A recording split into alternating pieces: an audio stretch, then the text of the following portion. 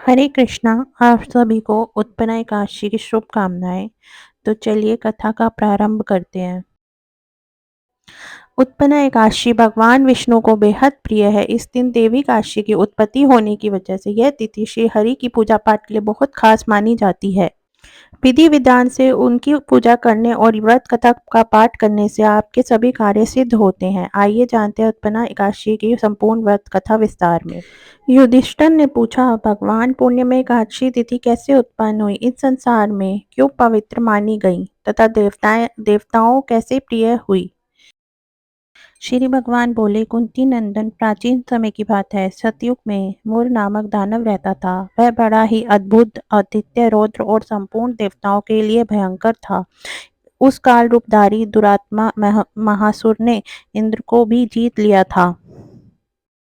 संपूर्ण देवता उससे परास्त होकर स्वर्ग से निकाले जा चुके थे और शंकित तथा भयभीत होकर पृथ्वी पर विचार करते थे। एक दिन सब देवता महादेव जी के पास गए। वहां इंद्र ने भगवान शिव के आगे सारा हाल सुनाया। इंद्र बोले, महेश्वर, यह देवता स्वर्ग लोक से भ्रष्ट होकर पृथ्वी पर विचार करते हैं। मनुष्यों में रहकर इनकी शोभा नहीं होती। देव, कोई उपाय बताइए, देवता किसका सहारा लें। महादेव जी ने कहा, देवराज, जहाँ सबको शरण देने वाले, सबकी रक्षा में तत्पर रहने वाले, जगत के शरण देने वाले, सबकी रक्षा के तत्पर रहने वाले जगत के स्वामी भगवान गरुड़ ध्वज विराजमान है। वहां जाओ, वे तुम लोगों की रक्षा करेंगे। भगवान श्री कृष्ण कहते हैं। युधिष्ठिर महादेव जी की बात सुनकर परम बुद्धिमान देवराज इंद्र संपूर्ण देवताओं के साथ वहां गए। भगवान गदाधर क्षीर सागर के जल में सो रहे थे। उनका दर्शन करके इंद्र बोले, देवेश्वर, आपको नमस्कार है। देवता और दानव दोनों ही आपकी वंदना करते हैं। पुंडरीकाक्ष, आप दैत्यों के शत्रु हैं। मधुसूदन, हम लोगों की रक्षा कीजिए। जगन्नाथ, संपूर्ण देवता मोर नामक दानव से भयभीत होकर आपकी शरण में आए हैं। भक्त वत्सल, हमें बचाइए। देवेश्वर, हमें बचाइए। जनार्दन, हमारी रक्षा कीजिए, रक्षा कीजिए। दानवों का विनाश करने वाले कमल नयन, हमारी रक्षा कीजिए प्रभु। हम सब लोग आपके समीप आए हैं, आपकी ही शरण में आ पड़े हैं। भगवान, शरण में आए हुए देवताओं की सहायता कीजिए। देव, आप ही पति, आप नहीं मति, आप ही कर्ता, आप ही सब लोगों की माता और आप ही इस जगत के पिता। भगवान देवेश्वर, शरणागत वत्सल्य देवता भयभीत होकर आपकी शरण में आए हैं। प्रभु, अत्यंत उग्र स्वभाव वाले महाबली मूर नामक दैत्य ने संपूर्ण दूर देवताओं को जीतकर इन्हें स्वर्ग से निकाल दिया है। इंद्र की बात सुनकर भगवान विष्णु बोले, देवराज, यह दानव कैसा है, उसका रूप और बल कैसा है तथा उस दुष्ट के रहने का स्थान कहाँ है। हे देवेश्वर, पूर्व काल में ब्रह्मा जी के वंश में तालजड़ नाम का एक महान असुर उत्पन्न हुआ जो अत्यंत भयंकर था। उसका पुत्र मूर दानव उनके समान विख्यात हुआ। वह भी अत्यंत उत्कट, महापराक्रमी और देवताओं के लिए भयंकर है। चंद्रावती नाम से प्रसिद्ध एक नगरी है, उसी में स्थान बनाकर वह निवास करता है। उस दैत्य ने समस्त देवताओं को परास्त करके स्वर्गलोक से बाहर कर दिया है। उसने एक दूसरे ही इंद्र को स्वर्ग के सिंहासन पर बैठाया है। अग्नि, चंद्रमा, सूर्य, वायु तथा वरुण भी उसने दूसरे ही बनाए हैं। जनार्दन, मैं सभी बात बता रहा हूँ। उसने सब कोई दूसरे ही बन कर लिए हैं। देवताओं को उसने प्रत्येक स्थान से वंचित कर दिया है। इंद्र का कथन सुनकर भगवान जनार्दन को बड़ा क्रोध हुआ। वे देवताओं के साथ लेकर चंद्रवती पुरी में गए। देवता ने देखा, दैत्यराज बारंबार गर्जना कर रहा है। उससे परास्त होकर संपूर्ण देवता दसों दिशाओं में भाग रहे हैं। अब वह दानव भगवान विष्णु को देखकर बोला, खड़ा रहे, खड़ा रहे। उसकी ललकार सुनकर भगवान के नेत्र क्रोध से लाल हो गए। वे बोले, अरे दुराचारी दानव, मेरी इन भुजाओं को देख।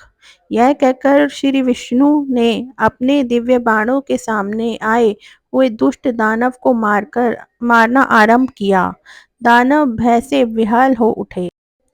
पांडुनंदन तत्पश्चात श्री विष्णु ने दैत्य सेना पर चक्र का प्रहार किया। इससे छिन्न भिन्न होकर दैत्यों सैकड़ों योद्धा मौत के मुख में चले गए। इसके बाद भगवान मधुसूदन बदरिकाश्रम को चले गए। वहां सिंहवतो नाम की गुफा थी जो 12 योजन लंबी थी। पांडुनंदन उस गुफा में एक ही दरवाजा था। भगवान विष्णु उसमें सो रहे। दानव मूर भगवान को मार डालने के उद्गम में लगा था। वह उनके पीछे लगा रहा। वहां पहुंचकर उसने भी उसी गुफा में प्रवेश किया। वहां भगवान को सोते देख उसे बड़ा हर्ष हुआ। उसने सोचा, यह दानव का भय देने वाला देवता है। अंत निसंदेह मैं इसे मार डालूंगा। युधिष्ठिर दानव का इस प्रकार विचार करते ही भगवान विष्णु के शरीर से एक कन्या प्रकट हुई जो बड़ी ही रूपवती, सौभाग्यशालिनी तथा दिव्य अस्त्र शस्त्रों से युक्त थी। वह भगवान के तेज के अंश से उत्पन्न हुई थी। उसका बल और पराक्रम महान था। युधिष्ठिर दानवराज मूर के उस कन्या को देखा। कन्या ने युद्ध का विचार करके दानव के साथ युद्ध के लिए याचना की। युद्ध छिड़ गया। कन्या सब प्रकार की युद्ध कलाओं में निपुण थी। वह मूर नामक महान असुर उसके हुंकार मात्र से राख का ढेर हो गया। दानव के मारे जाने पर भगवान जाग उठे। उन्होंने दानव को धरती पर पड़ा देख पूछा, मेरा यह शत्रु अत्यंत उग्र और भयंकर था, किसने इसका वध किया? कन्या बोली, स्वामी आपके ही प्रसाद से मैंने इस दैत्य का वध किया है।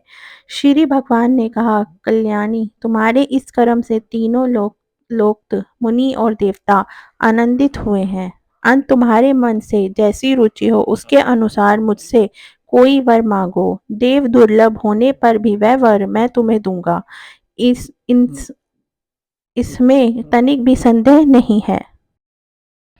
वह कन्या साक्षात एकादशी ही थी। उसने कहा, प्रभु यदि आप प्रसन्न हैं तो मैं आपकी कृपा से सब तीर्थों में प्रधान, समस्त विप्रों का नाश करने वाली तथा सब प्रकार की सिद्धि देने वाली देवी हूँ। जनार्दन, जो लोग आप में भक्ति रखते हुए मेरे दिन को उपवास करेंगे उन्हें सब प्रकार की सिद्धि प्राप्त हो। माधव, जो लोग उपवास नक्त अथवा एक भुक्त हो करके मेरे व्रत का पालन फिर करें उन्हें आप धन, धर्म और मोक्ष प्रदान कीजिए। श्री विष्णु बोले, कल्याणी तुम जो कुछ कहती हो वह सब पूर्ण होगा। भगवान श्री कृष्ण कहते हैं, युधिष्ठिर ऐसा वर पाकर महाव्रता एकादशी बहुत प्रसन्न हुई। दोनों पक्षों की काशी समान रूप से कल्याण करने वाली है। इसमें शुक्ल और कृष्ण का भेद नहीं करना चाहिए। यदि उदय काल में थोड़ी सी एकादशी, मध्य पूरी द्वादशी और अंत में कंचित त्रयोदशी हो तो वह त्रिस्पृशा एकादशी कहलाती है। वह भगवान को बहुत ही प्रिय है। यदि एक त्रिस्पृशा एकादशी को पास कर लिया जाए तो 1 सहस्त्र एकादशी व्रतों का फल प्राप्त होता है तथा इसी प्रकार द्वादशी में पारण करने पर सहस्त्र गुना फल माना गया है। अष्टमी, एकादशी, षष्ठी, तृतीया और चतुर्दशी ये यदि पूर्व तिथि से विध हो तो उनमें व्रत नहीं करना चाहिए। परिवर्तनी तिथि से युक्त होने पर ही इसमें उपवास का विधान है। पहले दिन में और रात में भी एकादशी हो तथा दूसरे दिन केवल प्रातः काल एक दंड एकादशी रहे तो पहली तिथि का परित्याग करके दूसरे दिन की द्वादशी युक्त तिथि को उपवास करना चाहिए। यह विधि मैंने दोनों पक्षों की एकादशी के लिए बताई है। जो मनुष्य एकादशी को उपवास करता है वह वैकुंठ धाम में, जहाँ साक्षात भगवान गरुड़ ध्वज विराजमान है, जाता है। जो मानव हर समय एकादशी के महात्म्य का पाठ करता है उसे सहस्त्र गोदानों के पुण्य का फल प्राप्त होता है। जो दिन या रात में भक्ति पूर्वक इस महात्म्य का स्मरण करता है वे निसंदेह ब्रह्म हत्या आदि पापों से मुक्त हो जाता है। एकादशी के समान पापनाशक व्रत दूसरा कोई नहीं है। Do subscribe our channel for more latest video. Thank you for watching.